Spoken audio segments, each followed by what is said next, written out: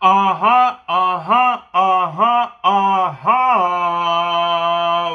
are back with another episode of the God's Hour podcast with your boy Big Serbs back in the motherfucking place to be, La Merca Superior Palace 81 Productions, produced by, sponsored, and all that good jazz. The leveling is right. I don't have to worry about anything. I don't like wearing the headphones, especially because today it's gonna be like 1,002 degrees out this bitch, bruh. I really hate the hot fucking weather. Can't stand it.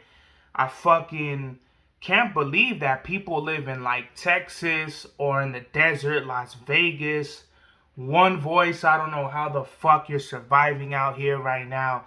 But it is hotter than a bitch right now, bruh. Not only that, but I gotta be in a fucking non-air conditioned fucking room while this shit is hot as fuck. Gotta record at 9 in the fucking morning, because if I fucking record anytime after 10, it's just gonna be a fucking sweat fest. And I forgot what video it was. I think it was the first one. The first video I did, the Renaissance, where I'm just sweating bullets and shit. I'm gonna sweat grenades this episode. That's why I have a fucking towel right here. I can fucking just pat myself right there, you know what I mean? I got my ice cold fucking water because it's gonna be a hot one today. Tomorrow, it's gonna be 108, bruh. Why is it so fucking hot? This climate change shit. Don't even get me started. Don't even get me started with the fucking climate change, bro. It's gonna be hot all week. It's gonna be in the hundreds. I'm not a fucking weather forecast, but tomorrow's gonna be hot as a bitch. The next day is gonna be hot as a hoe. The day after that's gonna be hotter than fucking barista titties on a summer night. Summer days just sitting around, and when a ras comes out, I'll be ready to dude, hit him with the Baby Bash. Is that Baby Bash or Lil Rob? I don't know. But shout out to all the raza out there, the fucking Kid Frost, you know. Summertime anthems, bro. We got summertime anthems. Summer Nights, Mufasa. We got Summer Nights. Every Chicano has a Summer Night song. Me, Mufasa, Lil Rob, everybody. Is it Lil Rob or Baby Bash? I'm really confused. You know, I'm from the Pacific, to be specific. You know, when that shit was out there. Over the weekend, man, fucking my grandma. So my grandpa's birthday. My grandpa Ignacio. It was he passed away when I was 10. So about 12 years ago, he passed away. I just gave away my fucking age. No, wait, no, I didn't. So, my grandpa, he passed away a while ago. And so over the weekend, we had like a cookout thing for his birthday. So it was just like me and my immediate family, cousins. And it was cool, man. I hadn't seen some of my cousins in a minute. And we fried like potato tacos. Like, I don't know if some of y'all know, but we make like mashed potato. We put mashed potatoes in a tortilla and we fry those. I don't know what you call them shits. They're just like fried potato tacos. And it was cool, man. I didn't really eat that much fried shit. We had Portos there. I'm not really too big on Portos, just because anything that's like chain corporatized cuisine, I don't really like it. Like any sort of like BJ's and all that. It's just like too corporate. It's like they put a price on the culture, which I don't really like. Not that I don't like it. It's just corporatized. Like, the way you should really eat Cuban food is like in someone's house in Cuba, or like on the street or something like that. Same thing with like Mexican food. You really shouldn't have it. Mexican food isn't really supposed to be in a restaurant. I mean, there's restaurants in Mexico, but I'm just saying, like, originally it's supposed to be like on the corner, on the street. You get your food that way. That's the best Mexican food you're ever gonna have. But Porto's, it's all right. You know, it's not, to me, it's not the greatest food. It's not the worst food. It's just all right. we had like some empanadas with like vegetables and shit in them, and it's like I don't know how accurate that is to actual Cuban food. I just know that King Taco is like a really generalized, like corporate version of or Mexican food. I love King Taco. Don't get me wrong. I was born and raised on King Taco. I fucking been a.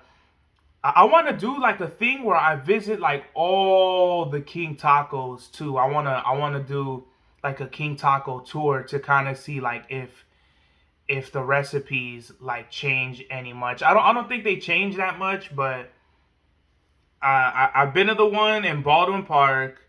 I've been to the one in is it Baldwin Park or Almonte? I feel like there's one in Baldwin Park, but I think the one I'm thinking of is in Almonte.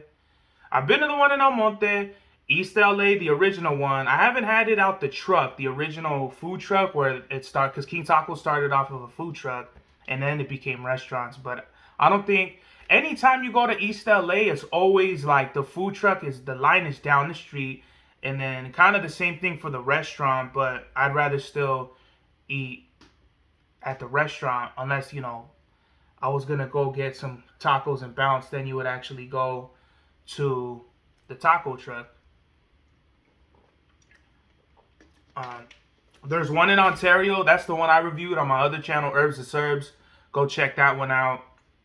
Really, really great, really dope fucking food you can eat there. I remember when King Taco, they used to serve limes and tortas. I'll never forget. They sold tortas and they sold lemons too. Like the lemons were so bomb. My thing was always like I've always loved guacamole, and I remember in Mexico there's a taco Zaid. I don't know if that's like a European or fucking Middle Eastern name, but taco Zaid over there in Mexicali, in Mexico, they have like this great guacamole sauce, and they uh they have it just in like a shack, bro. Like it's like a fucking really like one room small. It's on the corner. You can't miss it unless you're a fucking blind man. But they have carne asada. That's really the only thing I ever got from there. I don't remember. Like I might be going to Mexico on the weekend for the first time in years. I don't know. I don't know. I'm gonna have to do like all my videos and shit, get everything done before if I go to Mexico and shit, because fucking like I don't really speak Spanish, you know what I mean? I'm not fluent in Spanish, so it kind of sucks, bro. Because when I see my family over there, I can't really communicate with them the way I want to. But whatever, you know what I mean? I have my mom translate for me and shit. So over there at Tacos Ahí, they have uh, a fucking crazy looking plancha, the grill, and then like this fucking vacuum that sucks all the smoke out, and it's smoky in that bitch too from the grill, and you could tell, bro, they just put like they probably had like hundreds of thousands of pounds of meat hit that grill, and all the flavors there. The cutting board has been the same cutting board since fucking Jesus left Chicago. So you could tell like that cutting board, it was flat at one time, but it has like an indent from them just cutting all the carne on the cutting board. And it's two brothers, I think, two brothers that own. They're either brothers or I think they're cousins that own that place. And from last time I've been, and this has been years since I've eaten there too. One of them I didn't see, because usually it was just them two that would run the spot since I was a little kid. But from the last time I went, it was like their sons or nephews that run it with them. So their sons or nephews, they're like getting the meats ready or whatever. They're getting the supplies ready and they're helping out. So they have just like the grill, the cutting board, and then they have like all the condiments, the sauces and shit like that. So they have like the lechuga, the lettuce, they have the horseradish and bowls, the guacamole, the salsas. And usually what I would always get was like 4 carne asada tacos. I'd hit that shit with guacamole, salt, and then lemon, bro, and I was in heaven. Like literally thinking about that shit, my mouth waters right now, because I think that's the best place the best taco place ever in Mexicali. And I've never really even been anywhere else, bro. I just know that it's just like a fond memory that I just love. Uh, that I just love their food. You know what I mean? So that's the thing with like authentic food anywhere, bro. It's never supposed to be corporatized. Like Panda Express. Like I've actually been to China. If you didn't know, I don't think I've ever told this story, but I went to China when I was a kid. The backstory on that: my dad, uh, he wanted to buy a house. My parents were saving up to buy another house. I don't know if they were gonna sell this house and we were gonna go into a new house, but my dad just had a grip of money, and I guess the economy at the time. This was like right after the recession or whatever. The market was all fucked up. So basically, it makes sense that my we didn't get a new house. I think we wanted to move in like Covina or something like that, somewhere closer to my grandma. I think my dad was aiming for. But since that didn't really work out, my dad was like, well, fuck it, let's just do a big trip. So we went to China. And in China, the fucking everything is so different. You might as well be going to outer space, bro, compared to California, compared to here. And traveling always made me appreciate what I have here, bro, because you're so used to everything here. You're used to your block with your neighbors, the restaurants, the gas station, how the food tastes, how the air smells, how the weather is over here, and you get spoiled, bro. You honestly get spoiled until you travel. And I've been to Mexico, bro, and I always appreciate what I have here. But when you go to China, when you go to these countries that's not even the same government as you and shit, it's a whole fucking different world, bro. Like China was like the first time I seen like military fools with Tech Nines and shit out in the open. I think that's the first time I ever seen a tank go down the fucking street. I think they had like a parade or something in Tiananmen Square. We went to Tiananmen Square, I think it's the Forbidden Temple, the Forbidden City or some shit like that. Went over there. We went to Shanghai, Beijing. We went to like some other city. I always get mixed up what city I went to. But the food does not at all taste like Chinese food here. That's what I'm saying, bro. It's like a really like, what do they call them, franchises or whatever, when they cater the food to the the demographic that they're serving. So like I know that McDonald's, all the spots do not taste the same as like the fast food places. Like the most popular fast food place in China is KFC. Go figure, bro. It's fucking chicken. Fucking Asians love chicken. Who doesn't love chicken? You know, it doesn't have to be a race thing. Who doesn't love fucking fried fucking chicken, mac and cheese, and potatoes, mashed potatoes? I don't know if they had that over there because I didn't really I don't think we ever had a KFC over there, but I know we went to McDonald's and they did not have the same shit. Like they had like more Asian cuisine catering type things over there at McDonald's.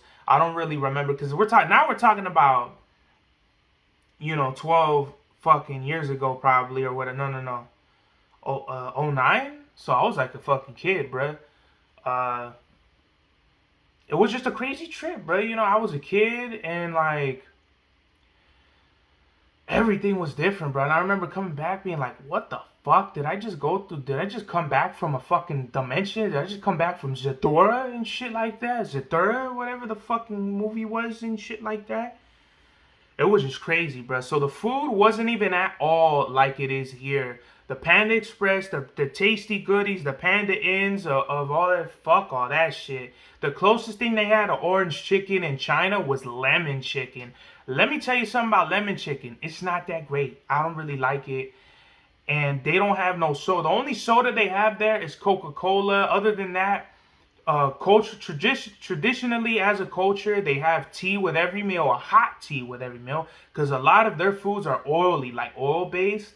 So the hot tea, flushes down all the oil and fucking acidities and all that, or whatever you call it, impurities or whatever you call it.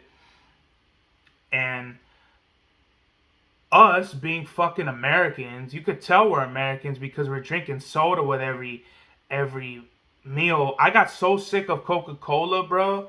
I never wanted to drink a Coke after that trip. And the one restaurant, I think it was only one or two restaurants out of like the dozen that we went to had Pepsi. And I was so thankful that I had some fucking Pepsi, bro, because I was so sick of Coke. Like, what do you like? How do you not drink a fucking Fanta with your meal? How do you not drink a root beer? They didn't have none of that shit in China.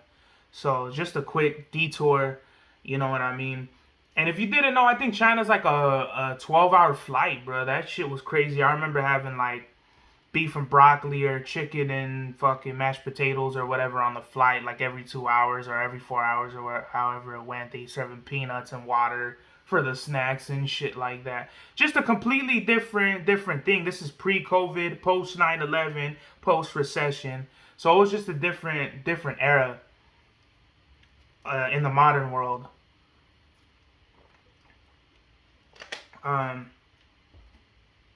But yeah, so Portals was alright. This all goes back to Portals. Portals was okay.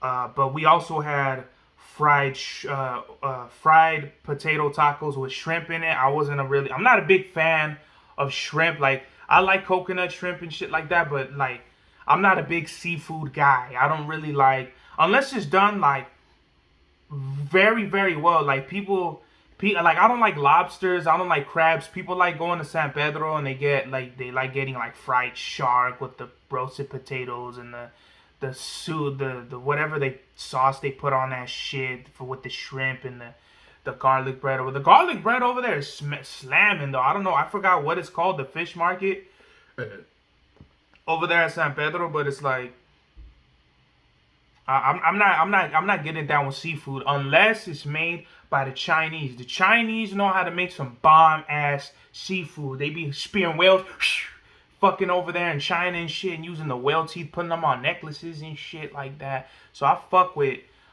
Chinese seafood, bro. Like this one spot, I love getting the seafood noodle soup, and it's just bomb. They got like pieces of fish in it. They got like baby calamari in it. They got noodles in it, and it's just an awesome soup that I love getting. I love getting the honey walnut shrimp too over there. What else I like getting? The rice is bomb.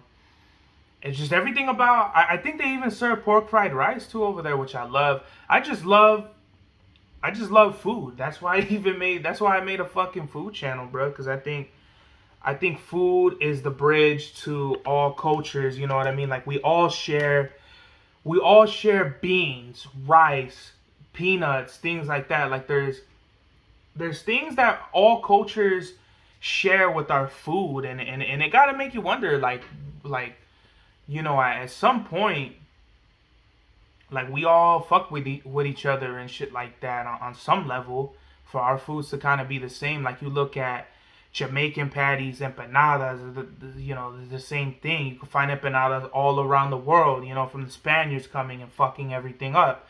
You got rice. Like, where did rice come from? It obviously came from from somewhere in Asia, you know what I mean? At least that's what I think, right? Because the flower of life originated in China, so did weed. I don't know. I don't mean to go deep on everybody, but, you know, you look at our cultures, and a lot of our cultures are the same, bro. Black people, brown people, white people, Asians. I shouldn't speak that highly for some peoples, because some peoples like to take over the world. But hey, everybody makes mistakes. Everybody, you know, we all had the Mongols, the Nazis. We've all had the Spaniards, people who just did fucked up shit.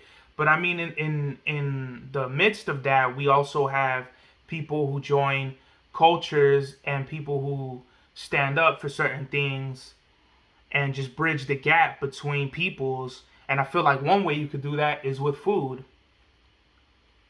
So it was just cool, man, kicking it with my cousins and shit at my grandma's house. And my cousin, she brings one of her friends, and you know, this little light-skinned baddie, you know what I mean? I'm like, oh, okay, cool. Like, so, you know, you look at, you look at our cultures, and a lot of our cultures are the same, bro. Black people, brown people, white people, Asians. I shouldn't speak that highly for some peoples, because some peoples like to take over the world. But hey, everybody makes mistakes. Everybody, you know, we all had the Mongols, the Nazis. We've all had the Spaniards, people who just did fucked up shit. But I mean, in the midst of that, we also have people who join cultures and people who stand up for certain things and just bridge the gap between peoples. And I feel like one way you could do that is with food. So it was just cool, man, kicking it with my cousins and shit at my grandma's house. And my cousin, she brings one of her friends, and you know, this little light-skinned baddie, you know what I mean? I'm like, oh, okay, cool. Like, so, I don't drink and shit, so all my family, they were like drinking and stuff like that. And I'm just trying to find like the right time to shoot my shot, see what's up with this girl. I didn't want to ask for her number in front of like all my family and stuff. So I just asked her for her Instagram, got her Instagram. I'm like, all right, cool. Oh, and it was Go Fest too, Saturday. So Go Fest, before I went to my grandma's, I went to the mall. I played Go Fest and shit. Go Fest, for anybody who doesn't know, Pokemon Go. When you play Pokemon Go, they do events. Usually once a month is a big event, but they do this event called Go Fest where every year they put like the rarest Pokemon. They go all out. They do the biggest things in Pokemon Go for Go Fest. This one event they have once a year, the yearly event. And it was kind of like, it was kind of whack. I did get some good, caught some good Pokemon and shit, but it wasn't nothing too crazy. You dig what I'm saying? So Go Fest was cool. So I pick up my pop. We go to my grandma's. My cousin, she brings the girl. I get her Instagram. I follow her. And I leave the part. My mom was feeling tired, so she left with my dad. So like an hour after that, I just left home and shit. And Sunday rolls around. Sunday, I don't really think I did anything. I think I just kicked it and got ready for the week. So yesterday, at work, and I see the girl that so I messaged this girl. I messaged the girl on Sunday. The girl, I think her name is Malaya, whatever the fuck her name is.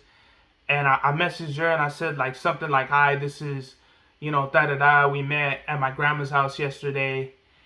And this was Sunday. So yesterday, she posts a fucking a picture that says first day kind of nervous, 2 drinks, and it's like the monkey covering the eyes. And I'm like, oh, okay, like she's on a date, that's cool. The next picture is fucking, it's like my cousin with the heart around this girl. So I'm like, what the fuck? Like, it kind of mind fucked me. Like, I was like, she went out with my cousin. So this is the thing. I don't know if like women, they do this as like a self-defense mechanism. I don't know what's going on with women. Like they try to play like they're gay or lesbian to like shoo away dudes. But if that's the case, that's fucking corny, bro. Why do women do that? I feel like it doesn't really, because some dudes, and I'm not one of them, but some dudes, that's like a turn on for them. Like, oh, dude, she's fucking gay. Like, damn, fucking what? Like, fucking, we could get a threesome going on and all this shit.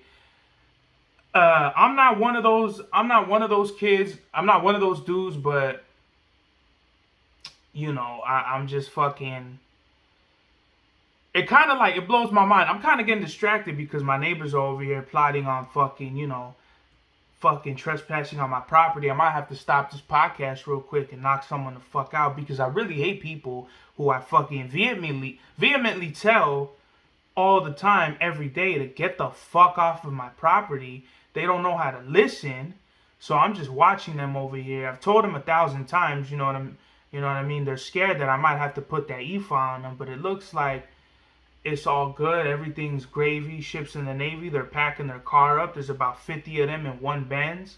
I don't know where they're going. They're probably going to Vietnamese church or whatever the fuck they do on a Tuesday morning. No job, obviously. So who knows, man? Maybe they're all going to go to carpool to work together with their babies and shit like that. And do some old fucking modern slavery type shit in some sweatshop. But back to women playing like if they're homosexuals or if they're lesbian. I'm not really against it. It's a defense mechanism.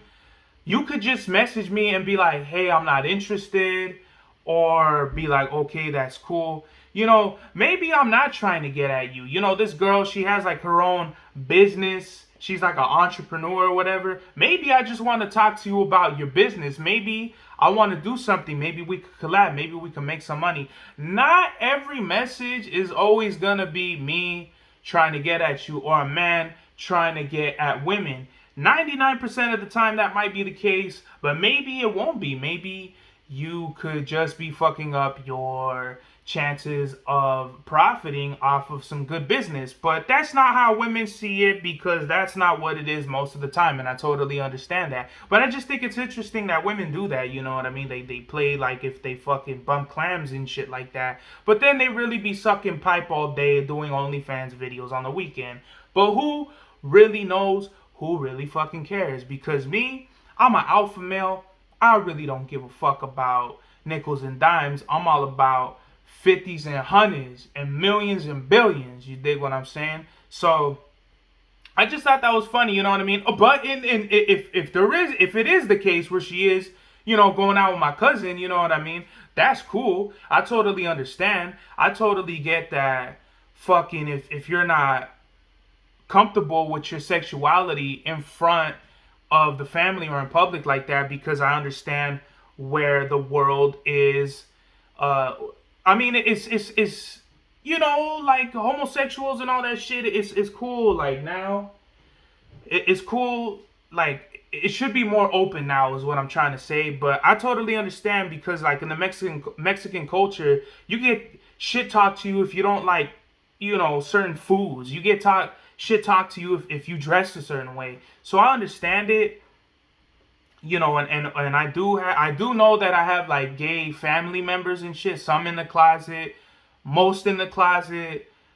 I don't know who's openly gay in my family, but you know, I feel like it really shouldn't be a thing, bro. Like if you gay, straight, you asexual, pansexual, fucking, you know, whatever you are, you should just be open about it, man. You really should. There's nothing you should hide, and that's what I'm trying to say. Like this is what, like, my point is, like, for the people who are like struggling with those things, it's kind of disrespectful to kind of play like if you're gay, like, because you're just like you're kind of not making fun of something, but you're kind of you're playing into something that people actually have to deal with. Like, I really hate when people say like, oh, I want to kill myself, or oh, fucking, then they say dumb shit like that. It's like, no, you don't. Like, there's people out here that are really suicidal. There's people really here with issues like, oh, I'm going to have an anxiety attack.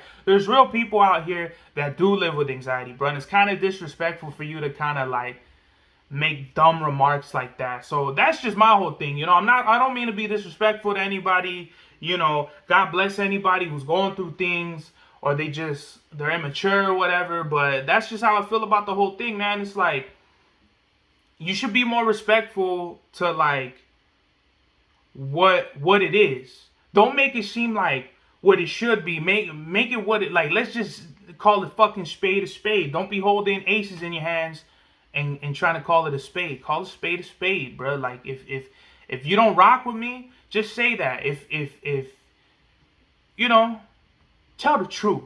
You get what I mean? Because me, it don't really affect me either way. I'm just gonna move on. Like, there's so many women that I would love to be with, but they're just not on. We're not on the same page. I would love to say they're not on my level, but what fucking level is that? We're just not on the same page.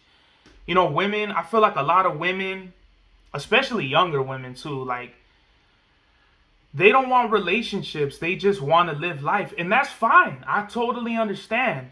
But don't be disrespectful doing it. You know what I mean? Don't fucking ignore my messages. Don't be like one of these broads out here that's just like stonewalling. I hate a stonewalling ass bitch. You know what I mean? Don't let me text you, and then when I ask you, hey, did you get my text, you say no. Like, I didn't know I sent a fucking courier pigeon, and the pigeon got shot out of the sky. You didn't get the message, but I sent it. Like, no, that's not what happened, bro. It's just like, you don't want to message me, but you don't want to disrespect me, so you don't message me back. No message is a message. That's saying, I don't want to fucking message you. I don't want anything to do with you. And that's fine. Just let me know that you're not interested, or fucking you're too immature, or you just want to live life. Because I understand, I get women. I understand the whole, you want to go out with your friends, you want to drink, you want to have a good time, you want men to buy you drinks, you want to have sugar daddies, you want to go out, you don't want to have a single care in the world, you want to get fucked up, you want to snort Molly, you just want to have fun. That's fine. But guess what? I'm a man that doesn't like wasting time. If I message you, that means I'm taking the time out of whatever I'm doing, maybe doing a podcast, music, reviews and shit like that. I'm taking time out of my life to reach out to you. And guess what? It don't really take that much. My point is, time is money. And when you're wasting it doing bullshit, doing this and that, then it don't really amount to nothing, man. You're just really like fucking yourself up. But I get everybody wants to live their lives, live the way you want to live it. I can't tell you shit. I can only give you my opinion. And I think that women who do sort of like these things where it's kind of fucking lame, in my opinion, it's just fucking lame. So, I'm just not gonna really drag it out. But that was the weekend. And I've been seeing this back and forth with Benny and like Freddie Gibbs sympathizers and shit like that. I don't know what the fuck is going on, but I really needed to stop, man. This shit is like really getting blown out of proportion. For anybody who doesn't know, Benny and Freddie Gibbs started beefing. From both parties say that they don't know who initially started it, what happened, who said what first, but all we know is they started beefing, talking shit to each other, maybe subliminally, not so subliminally on Twitter. Freddie Gibbs went to a show in Buffalo, or he did a show in Buffalo. He got beat the fuck up. I think he got his chain snatched from what I could recall.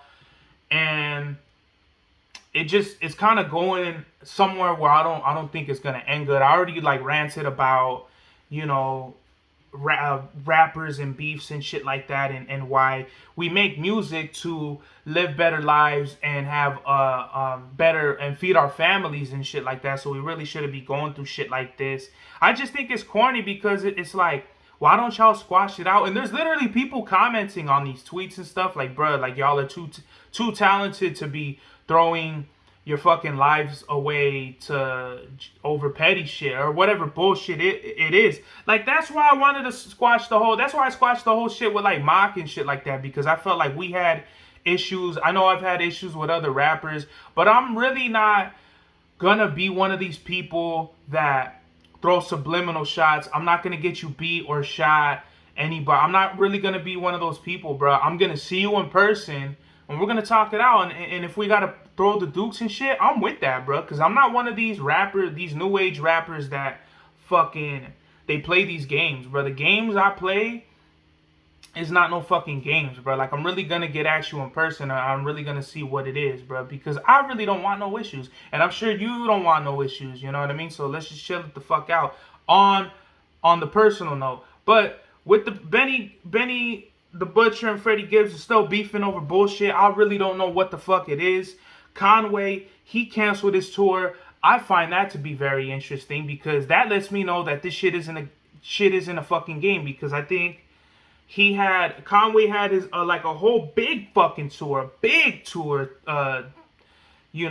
to go. And I don't know when the last time he had a tour going, but I know it's kind of been a little minute. So I thought that was disappointing, man, when the streets really scare the money away, bro. And that's what I'm saying. Like, beefing doesn't really do shit, but like scare the money away. And that's a quote that I got from Fat Joe. He said that he was so gangster that some dude he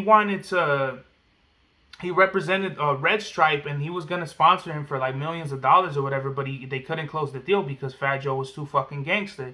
So that's all it is, man. I feel like even if it does go nowhere, it's still not good for the culture, man. Because it's like, what is this shit all even for, bro? It's nothing. It's just two egos that just collide. You know what I mean? And I really have no idea what else to say about this shit, bro? Because it's kind of like repetitive at this point. I feel like I really shouldn't be here talking the same fucking shit. It's like, come on, bro. Like, whatever y'all gotta do, just squash it. Fucking reach out to each other, managers, whatever.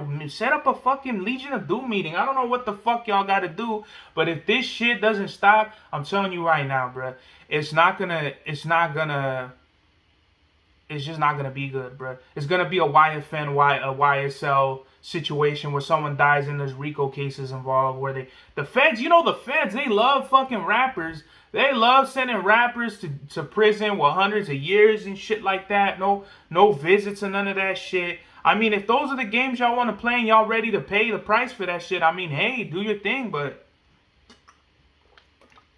when you're sitting in a prison cell and your daughter's writing you fucking letters and she's missing you and you're missing the time raising her and shit like that, you're gonna be in that cell thinking, was it really worth it? Was all this bullshit ass internet bullshit really worth fucking going and spending however many years the rest of my life eating fucking tuna out of a can in a fucking cell, pissing next to some fucking bum? I don't know, man. These are questions you gotta ask yourself, right? Can't ask them for you.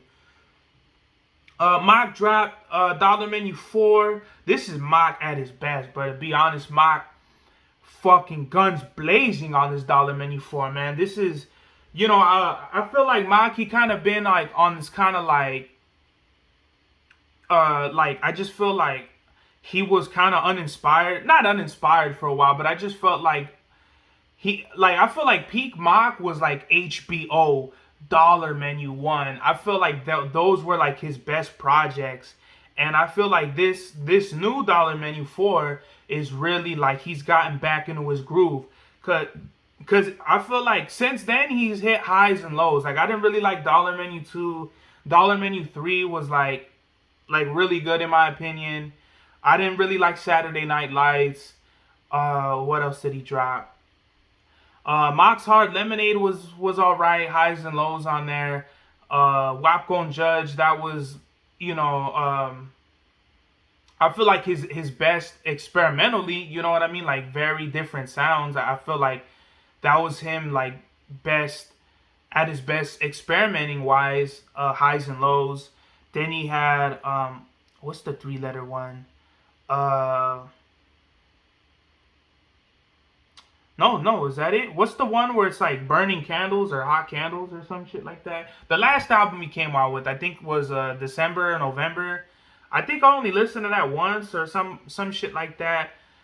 I can't remember. To be honest, I don't really remember that album. But on this album, Dollar Menu 4, he's flying high on that shit. And I feel like he really took like my cadence on like one particular song. I think it's the one where they sampled, and this is what I'm talking about, man. They fucking over here, everybody over here. Bro, I had this sample that I wanted, this beat that I had that I wanted SD Knack on. I sent it to SD Knack. He didn't do shit with it. And it was the fucking sample that Kendrick Lamar sampled for that one song. Everyone's talking about that song. Dollar Menu 4, they used the same fucking sample. So it's a burnt out ass sample. I don't know if I want to... Now I think I know what I'm gonna... I think now, just thinking about it, I already know what album I'm gonna put it on. I got a super secret album that I got a bunch of beats to the side for. So we'll see how that one goes. But going back to Dollar Menu 4, I feel like Fahim... Whenever Mock and Fahim are on the same album, on the Dollar Menus and shit like that, Fahim really steps it up. I feel like Mock, he was going in on that shit.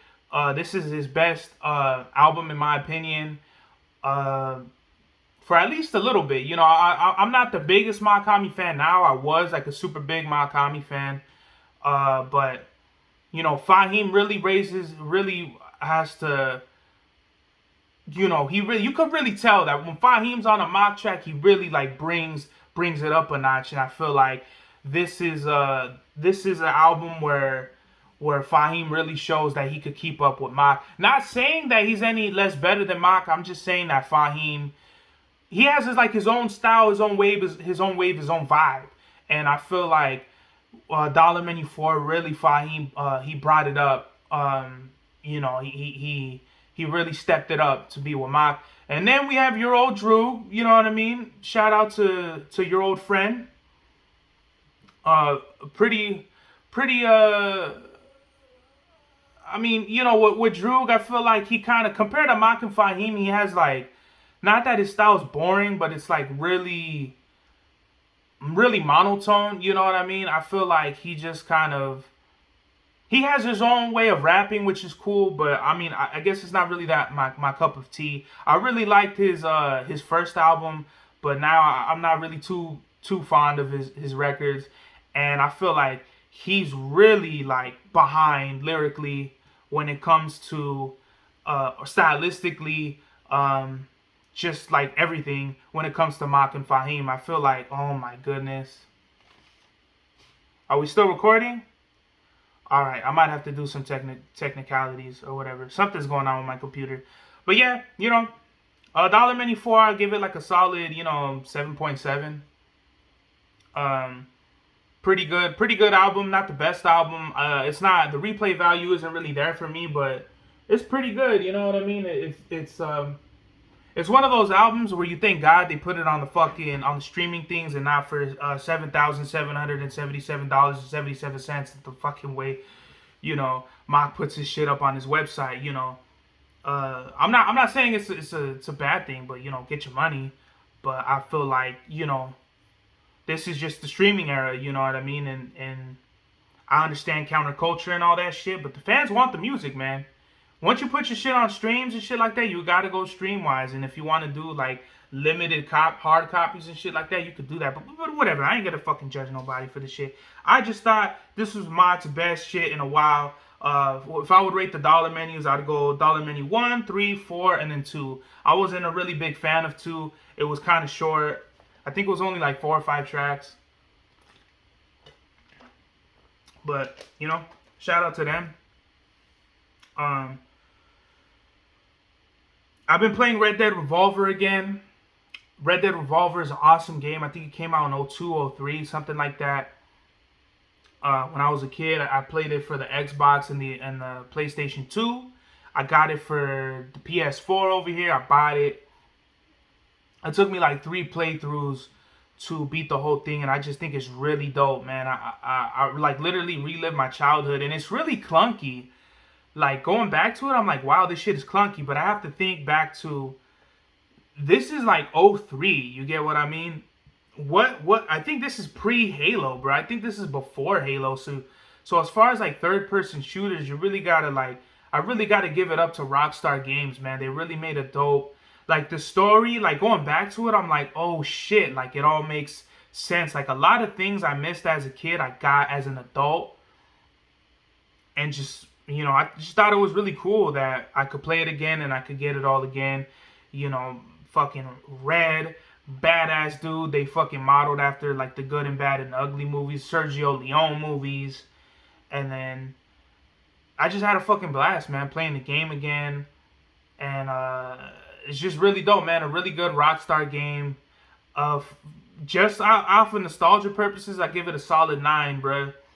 Really dope game. I encourage everybody to play Red Dead Revolver because that's what gave the idea for Red Dead Redemption and the cult classic, critically acclaimed Red Dead Redemption 2.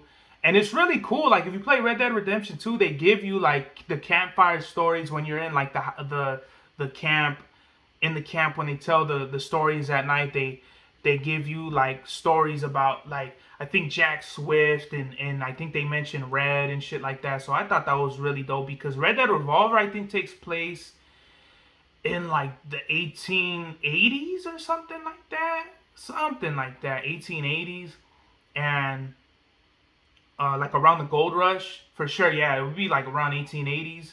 And Red Dead Redemption, I think, is it like the early 1900s? It's either the early 1900s or the late 1890s, something like that. So I just think it was really dope to play again. I encourage everybody to play Red Dead Revolver if you've never played it. Awesome game. And I saw this YouTube video, man, that Rock Marciano is the godfather of underground hip hop right now. And I was kind of confused because in a lot of ways, he's like the the godson of this wave, because Rock Marciano's been around, and I touched on this with One Voice on our podcast, the last podcast with One Voice, but we didn't really get into it. So I feel like Marciano, he's been around since like the early 2000s, I think late 90s or whatever the fuck. He came out with Flip Mode, and he came out with Marsburg, then he came out with Reloaded.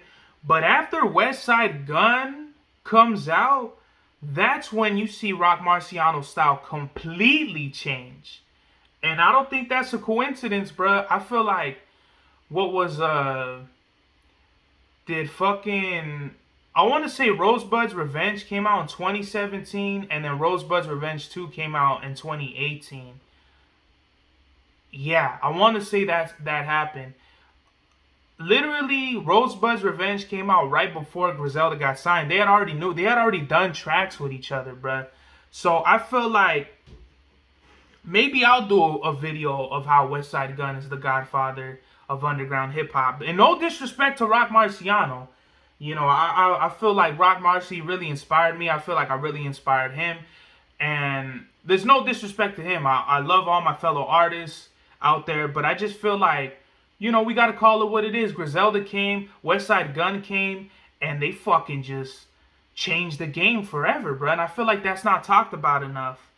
I feel like Westside really contributed to everything, brother. He literally made it cool, made it a thing to make art, to be creative, to be abstract, to be like different, you know what I mean? In a fly fucking designer type way. You know, WestsideGunn is forever like the godfather of just like the underground hip hop culture, of just like not even music, the culture, bro. Like he been did fucking Fly God. He been did all these cold classic albums, Hall and Nash, Griselda Ghost. We're talking music wise. He's past that. He's over here doing. He did the clothes, designer shit, the wrestling shit. What else? The shady deal and all that. Just pivotal things that I feel like people overlook because for whatever reason, right? So I feel like WestsideGunn is the king of the underground hip hop. Shout out to the whole Griselda, everybody, past members included. You know what I mean? And I feel like I really do want to interview. Like, there's a list of people I want to interview on the podcast, in person, live, and all that shit. And I feel like WestsideGunn is one of them. So, you know, I feel like one day I'll make it happen. You know what I mean? I just gotta work hard enough for that interview. But nonetheless, this is the God's Hour.